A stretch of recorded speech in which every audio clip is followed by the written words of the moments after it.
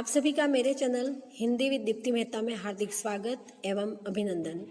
जैसा कि हम रीट की हिंदी की शिक्षण विधियों का अध्ययन कर रहे थे, जिसके अंतर्गत हम खेल पर आधारित शिक्षण विधियों का अध्ययन कर रहे थे, जिसके अंतर्गत हमने प्रायोजना विधि पढ़ ली थी, बालोद्यान विधि पढ़ ली थी, मॉन्टेसरी विधि पढ़ ली थी, है ना। मॉन्टेसरी की साचर्य विधि है, उसको पढ़ लिया था हमने।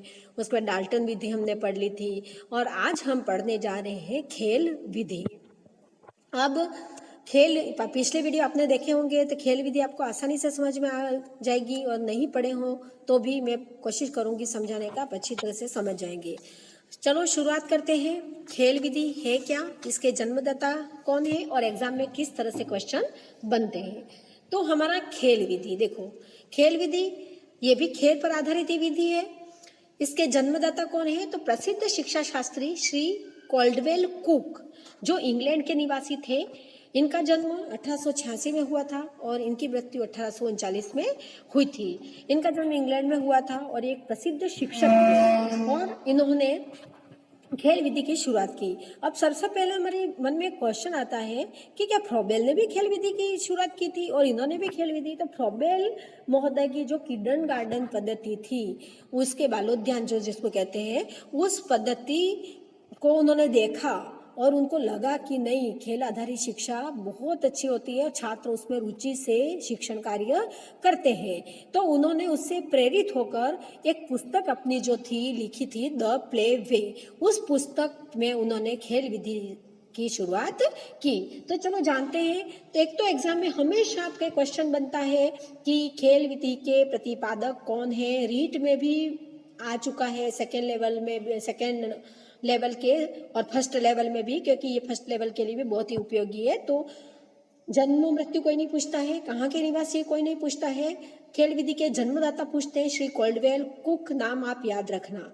अब अपन खेल विधि बहुत सारी है तो अपन थोड़ा सा जान लेते हैं कि खेल का शिक्षा के क्षेत्र में सर्वप्रथम प्रयोग किसने किया। अगर ये आपका प्रश्न पूछा जाए कि खेल का शिक्षा के क्षेत्र में प्रयोग सर्वप्रथम किसने किया, तो प्लेटो महोदय ने। रट लेना, ये ध्यान भी रख लेना, प्लेटो महोदय ने किया।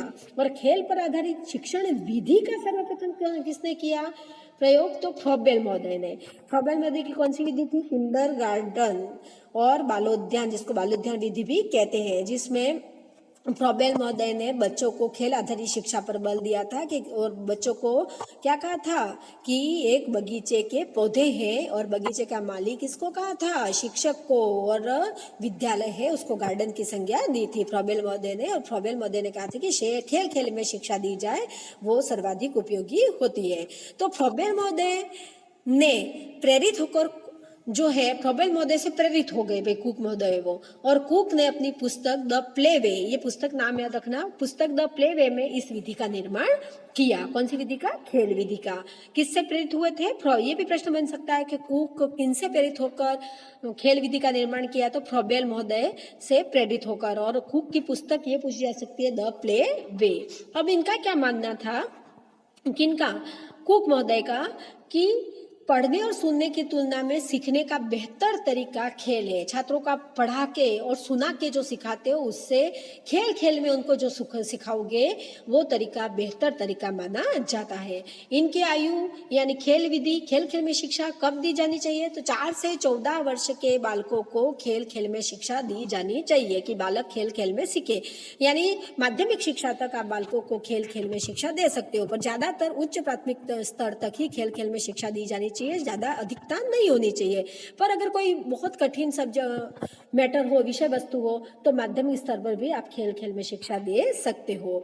अब कुक महोदय क्या कहते थे कि उनका मानना था कि खेल से शारीरिक विकास, सामाजिक भावना का विकास और नेतृत्व शक्ति का विकास तो होता ही है, साथ ही छात्र अनुशासन प्रिय भी होता है तथा मानसिक तनाव से मुक्त होता है। यानी खेल खेल से अगर आप शिक्षा दो तो छात्र का शारीरिक खेलेगा तो शारीरिक विकास होगा, खेलेगा समूह में खेलेगा, सामाजिक भावना का विकास होगा, नेतृत्व करेगा तो नेतृत्व शक्ति का विकास होगा, और साथ में खेल में अनुशासन की बहुत आवश्यकता होती है, तो छात्र अनुशासन में रहना भी सीखेगा। और खेल खेल में शिक्षा ग्रहण कर रहा है तो एक जो पढ़ने का जो दिमाग में बोझ होता है उस बोझ से भी वो दूर हो जाता है, तो उसका मानसिक तनाव भी दूर हो जाता है। तो देखो खेल खेल में शिक्षा से कितना लाभ है, छात्रों का सर्वांगीण विकास खेल खेल से शिक्षा में होता है। कुक महोदय का एक मानना यह भी था कि छात्र अगर रुचि से कोई भी विषय वस्तु पढ़ता है, भले वो खेल, तो वह खेल आधारित ही शिक्षा मानी जाएगी जिसमें बालक रुचि लेगा। देखो आगे, खेल संबंधी क्रियाओं के शिक्षात्मक पहलुओं एवं क्रियाओं द्वारा सीखने के सिद्धांत से जो कुछ भी छात्र सीखता है वह ज्ञान अधिक सुदृढ़ होता है। यानी खेल से संबंधित जो भी क्रियाएं कराई जाती है और उन क्रियाओं के द्वारा बालक जो भी ज्ञान प्राप्त करेगा वो ज्ञान स्थायी होता है, वो ज्ञान सुदृढ़ होता है और छात्र उसको शीघ्रता से नहीं भूलता है, क्योंकि वो रुचि से करेगा। जो कार्य रुचि से किया गया हो उसको छात्र कभी नहीं भूलता है। प्रारंभिक चर्चाओं में पढ़ना लिखना खेल द्वारा भली भांति सिखाया जा सकता है। छोटे बच्चे खेलों में रुचि लेते हैं, अतः अध्यापन में निम्नलिखित प्रकार से शिक्षा संबंधी खेलों का बड़ा महत्व है। अब किस किस प्रकार के खेल खिलाए जा सकते हैं छात्रों को, इसको देखिए। तो शिक्षा को रोचक बनाने वाले खेल, शिक्षा संबंधी खेल, विविधता युक्त खेल। देखो पहला शिक्षा को रोचक बनाने वाले खेल होते हैं, दूसरे खेल होते हैं विविधता युक्त खेल यानी विभिन्न प्रकार के खेल, और तीसरा सीखने की क्रिया में सहायक खेल। 3 प्रकार के खेल छात्रों को खिलाए जा सकते हैं जिससे छात्र शिक्षा ग्रहण कर सकता है। अब शैक्षणिक खेल सिर्फ साधन मात्र है, पढ़ाने का साधन मात्र है, साध्य नहीं है। शैक्षणिक खेल साधन है, साध्य नहीं है। यदि खेलों की अधिकता हो जाए तो वह कार्य की श्रेणी में आ जाएगा, शिक्षा की श्रेणी में नहीं आएगा। यानी इतने अधिक भी खेल नहीं खिलाने के, हर चीज में खेल होना चाहिए, खेल आधारित शिक्षण होना चाहिए, पर उसकी अधिकता नहीं होनी चाहिए, कुक महोदय का कहना है। शैक्षणिक खेलों में नवीन बातें तो सीखी जा सकती है, साथ ही सीखी हुई बातों का अभ्यास भी हो जाता है। खेल खेल में नवीन बातों को सिखाया जाता है, साथ ही सीखी हुई बातों का अभ्यास भी किया जा सकता है। अब इस विधि हेनरी कॉल्डवेल कुक की विधि है खेल विधि, और खेल विधि के कुछ गुण हैं, तो उन गुणों को अपन यहाँ पर देखते हैं। गुण, पहला गुण है रोचक, मनोवैज्ञानिक एवं बाल केंद्रित विधि है। बिल्कुल रोचक विधि है, छात्र रुचि से पढ़ता है, मनोवैज्ञानिक विधि है और बाल केंद्रित विधि इसको माना जाता है। दूसरा, कमजोर व मंद बुद्धि बालकों के लिए उपयोगी। कमजोर व मंद बुद्धि यानी जो कमजोर होता है, मंद बुद्धि होता है, वो भी खेल तो खेलता है, तो खेल खेल में थोड़ा कुछ बहुत वो भी सीख लेता है, इसलिए उनके लिए भी ये विधि उपयोगी होती है। छात्रों का सर्वांगीण विकास होता है इसमें। क्यों सर्वांगीण होता है? क्योंकि मानसिक, शारीरिक, नैतिक, चारित्रिक आदि विकास इसके द्वारा, खेल विधि के द्वारा होते हैं, इसलिए छात्रों का सर्वांगीण विकास इसमें किया जाता है। प्राथमिक स्तर पर ज्यादा उपयोगी होती है और अंक गणित सिखाने में ज्यादा उपयोगी होती है, क्योंकि छात्रों को 1 2 3 4 है ना जोड़ना घटाना, जैसे क्लास में 10 पेन ले आए, 10 पेन में से 2 पेन हटा दिए, 4 पेन, अमरूद ले आए, 4 अमरूद बता दिए, 2 अमरूद हटा दिए, कितने बचे? 2 अमरूद बचे। एक एक अमरूद को जोड़ते जाओ, कितने अमरूद हुए? 4। ऐसे कोई भी चीज लाकर छात्रों को गणित सिखाई जा सकती है, इसलिए अंक गणित सिखाने में ज्यादा उपयोगी होती है विधि। बहुत सारे साधनों के द्वारा, कुछ नहीं पत्थर ले आओ, पत्थर से भी सिखा सकते हैं, कितने पत्थर जोड़ो, इतने पत्थर घटाओ, कितने बचे, इतने बचे, तो देखो ये जोड़ हो गई, ये बाकी हो गई, तो इस तरह से अंकगणित सिखाने में ज्यादा उपयोगी होती है। अब इसके दोष देखो, उच्च कक्षा के लिए ज्यादा उपयोगी नहीं है, ठीक है, कोई ज्यादा ही कठिन विषय वस्तु हो तो उसको सिखाया जाता है, पर ज्यादा उपयोगी नहीं होती है, क्योंकि इसके आधार पर सिलेबस पूरा नहीं हो पाता है। सिखाने में समय अधिक लगता है, खेल आधारित शिक्षण विधि में सिखाने में ज्यादा समय लगता है, बिल्कुल सही बात है। और पुस्तकीय ज्ञान खेल से प्राप्त नहीं होता है, जो पुस्तक से प्राप्त होता है उसको पुस्तक पढ़ाना आवश्यक होता है, और बड़ी कक्षाओं के लिए पुस्तकीय ज्ञान होना आवश्यक तो होता है। अब अपन हिंदी पढ़ रहे हैं, तो हिंदी के संबंधी विषय वस्तु पढ़ रहे हैं, तो अपन देख लेते हैं कि हिंदी में खेल का क्या महत्व है। तो प्राथमिक स्तर पर खेल विधि के माध्यम से ही शिक्षा प्रदान की जाए, तो कैसे करेंगे? तो देखो, बालकों को शुद्ध उच्चारण करने, नए शब्दों का निर्माण करने, वाद विवाद, वर्तनी लेख, रिक्त स्थानों की पूर्ति तथा शब्दों को जोड़ने तोड़ने आदि के अभ्यास के लिए भाषा संबंधी खेलों का आयोजन किया जा सकता है। कैसे किया जा सकता है? एक चीट बना दो, उसमें अशुद्ध लिख दो।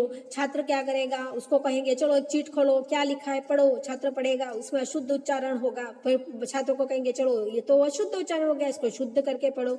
ऐसे ऐसे नए शब्दों का निर्माण सिखाएंगे, वाद विवाद, वर्तनी लेख सिखाएंगे, है ना। तो इस तरह से 2 शब्द सिखाएंगे, शब्दों को जोड़ना सिखाएंगे, तोड़ना, चलो आ जा, इसमें एक आगे वाला हटा दिया क्या हुआ? आ, पीछे वाला हटा दिया क्या हुआ? जा, दोनों को मिलके जोड़ दिया क्या हुआ? जा, आ जा। तो इस तरह से शब्दों को जोड़ना तोड़ना। तो भाषा संबंधी खेलों को निम्न के माध्यम से खेलाया जा सकता है और छात्र इसके द्वारा भाषा सीख सकते हैं।